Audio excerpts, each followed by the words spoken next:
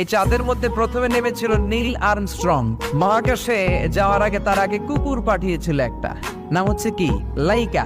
লাইকা নামে একটা কুকুর পাঠিয়েছে, যে মরলে আগে কুত্তায় মরুক, আমরা বেঁচে থাকি, ঠিক কিনা?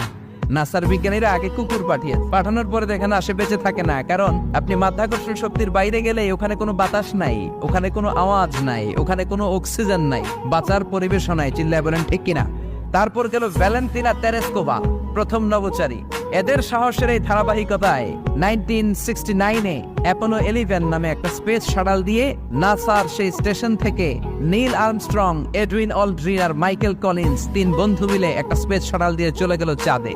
চাঁদে তারা নামলো, ইউনাইটেড স্টেটস অফ আমেরিকার পতাকা তারা সেখানে গেড়ে দিল। নীল আর্মস্ট্রং খেয়াল করে দেখে চাঁদের এই মাথা থেকে ওই মাথার মাঝখানটাতে ফাটা। ফাটিয়েছে কে?